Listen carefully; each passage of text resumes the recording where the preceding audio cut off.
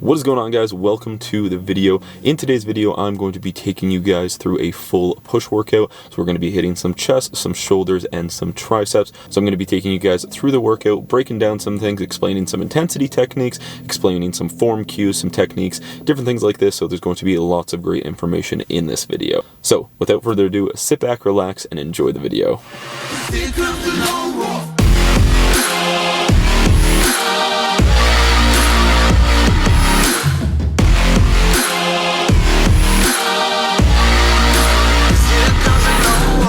Okay, first exercise that we are going to be starting with is going to be a weighted cable crunch. So there's a couple different reasons that I put this exercise first. First reason is going to be my abs suck. It's something that I really wanted to improve upon when it goes into my next show. So this is something that I am prioritizing, and I am putting it first on both of my push days. Second reason is going to be it's not going to take away from any of our other exercises for this workout. Doing weighted cable crunches first is not going to take away from any of our presses. It's not going to take away from any lateral raises, anything like that. So we're going to go ahead and do this first. Third reason is just going to be because no one wants to train abs at the end of their workout. Let's be honest, we've all said before that we were going to do abs at the end of our workout and then never ended up actually doing it. So we're going to get this exercise done and out of the way first so that abs are done, and then we can move on to the rest of our pushing movements.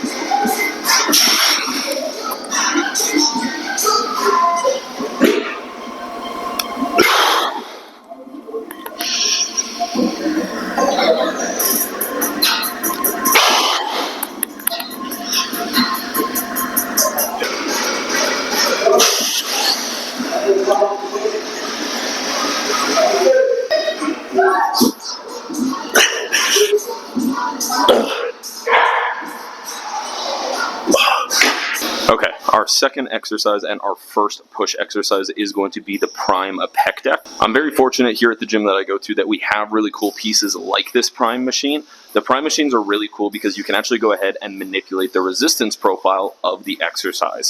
So for example, by just changing this little pin right here, we can go ahead and manipulate the resistance profile and make the load come on and off where we want it to. If we go ahead and we put this pin to one side, we can make it so that the load drops off in that stretch and comes on in that fully contracted state.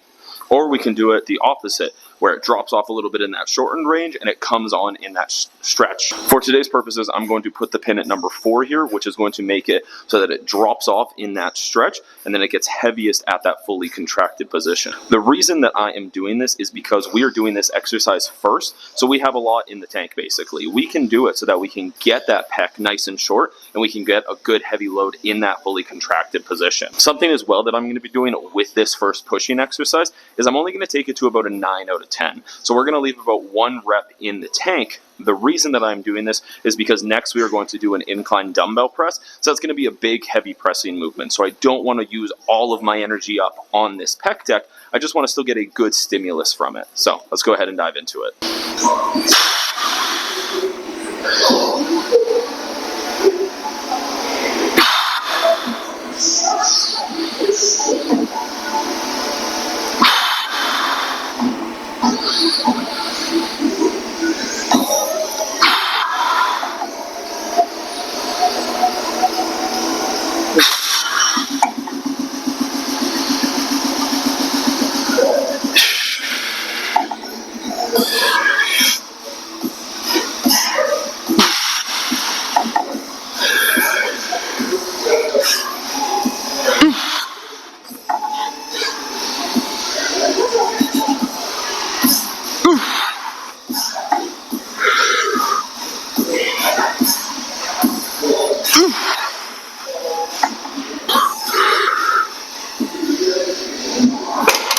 Okay, our third exercise is going to be an incline dumbbell press.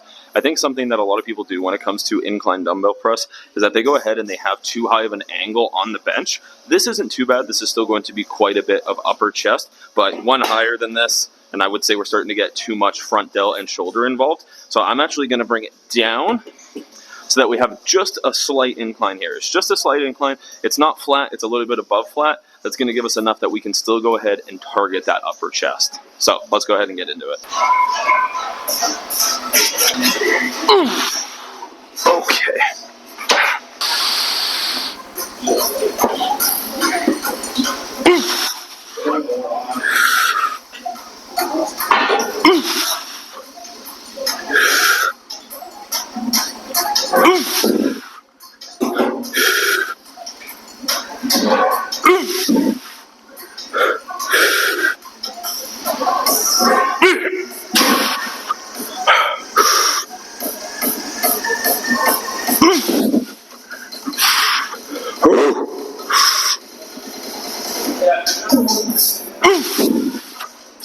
Damn it.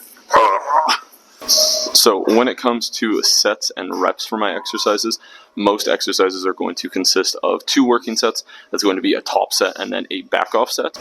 Depending on the exercise will depend on what my rep range is. For example, on something like this where it's more of a compound movement, first set or top set is going to be closer to that 6 to 9 range, and then second set is going to be in that 8 to 12 range. If it's something such as an accessory movement like a lateral raise or something, first set might be in the 10 to 12 range, and then second set could be anywhere from that 12 to 15 range, a little bit higher reps. That is kind of how I go ahead and structure my sets and reps during my workout.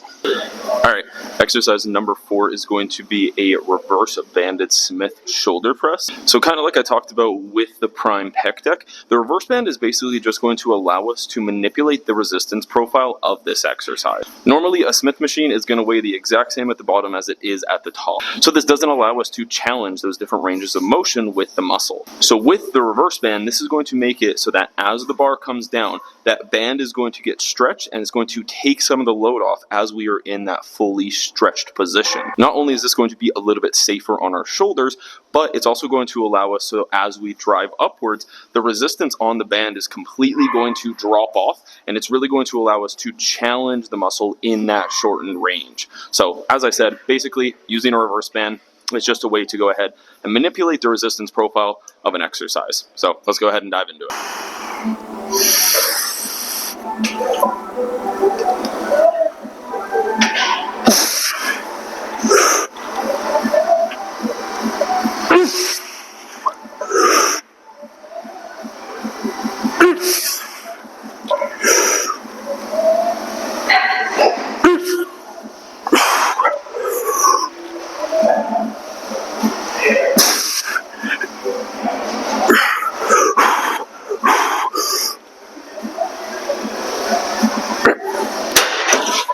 Decided to try something and go for a new weight.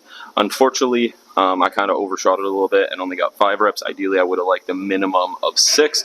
So we just know for next week to go ahead, scale it back a little bit, and we should be shooting right in that kind of 6 to 9 rep range. Because I got 2 plates last week for 7 reps, and then that was 2 plates plus a 5. Only got it for 5 reps. So it wasn't quite ready for that progression yet. But that's the thing, is that you're never going to know if you're able to lift that weight unless you try it. So we went for it. We got 5 clean reps still.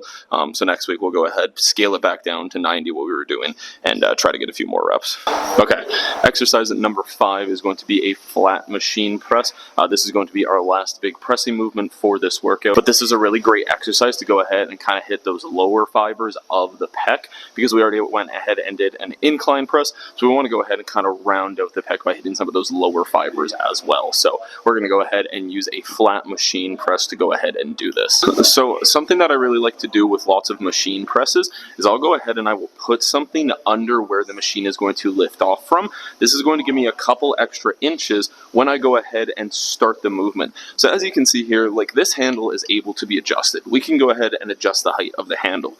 But the issue with doing this is that once we've adjusted the height of the handle, it's fixed there for the entire time. So if we go ahead and we put this up one, it's going to limit our range of motion, and we might go ahead and bottom out the machine.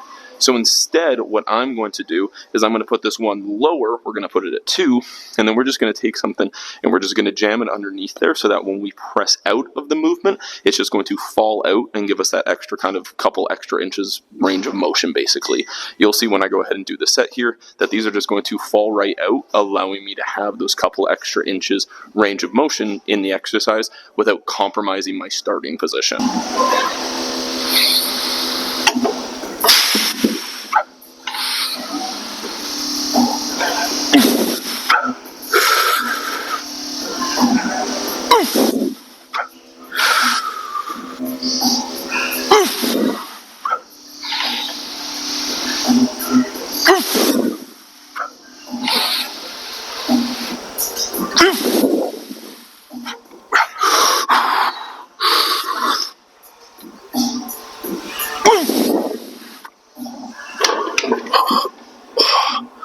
sixth exercise is going to be a lying cuffed lateral raise. This is probably one of my favorite exercises for the side delts for a couple of different reasons. First reason being, because we are lying down, we are in a very supported position.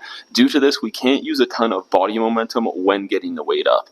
A lot of issue with lateral raises is going to be people using way too much body momentum. Like you see people doing dumbbell lateral raises, they're just going to be using a lot of body momentum to get the weight up. With us being in a supported position, it goes ahead and it takes all that body momentum out of the equation. Second reason is going to be we are doing this on cables with a cuff, so that is going to take our forearm out of it. We're not going to be worried about gripping something because we're going to have the cuff right around our wrist. It's just going to be full tension the entire way. We don't have to worry about gravity either because of the cable. With dumbbell lateral raises, it's just going to be mainly you're getting a lot of tension at the top because of gravity, and you're not getting a ton at the bottom. Whereas with a cable, you're going to have tension throughout the entire range of motion. So this exercise is really going to fry those side delts. So let's go ahead and get into it.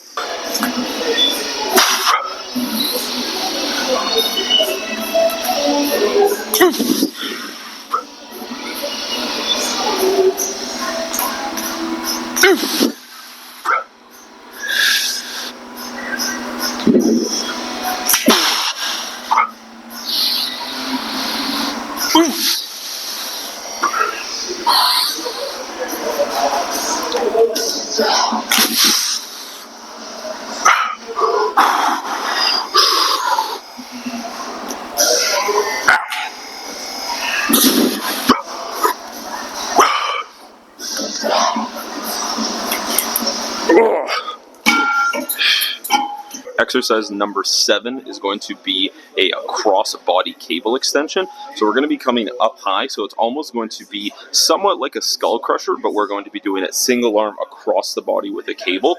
This is just a really good way to go ahead and hit that long head of the tricep. So this is going to be our first of 2 tricep movements for this push workout. So let's go ahead and get into it.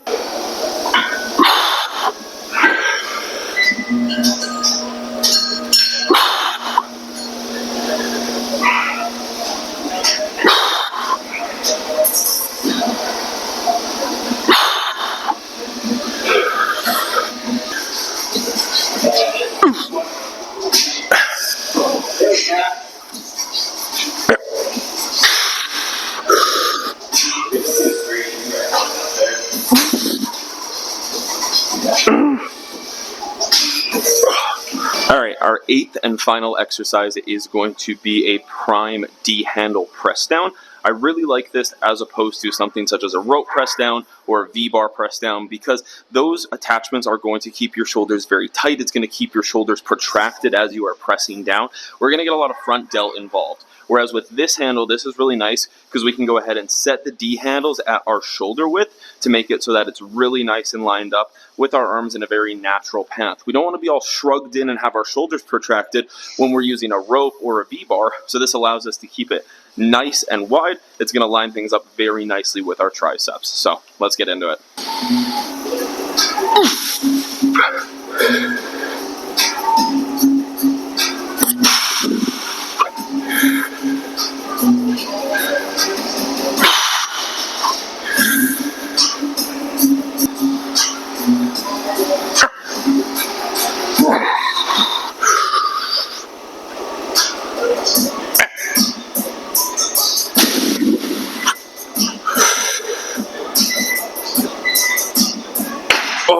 Alright, and that is going to conclude the push workout. It was not a bad workout. I definitely think that I need to increase food because my body weight has plateaued over the last couple of weeks. I'm sitting right around kind of 202 with only like 3.5 weeks of the off season left. So we need to push that up a little bit, because I initially thought I was going to be like 214 at the end of the off season. Then I was like, oh, it'll probably be closer to 210. And now I'm looking at closer to like 205. So I need to bump that up a little bit so that I think I can continue progressing in my training. If we're able to increase the food a little bit, increase the body weight a little bit, I think my training will continue to increase. Still got a couple PRs today, which is good to see.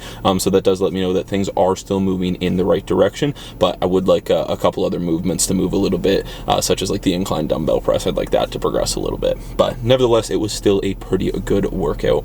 But that is going to wrap up this video. As always, I hope you guys enjoyed the video. If you did, be sure to drop a like on the video. Subscribe if you guys are new around here for tons of content just like this.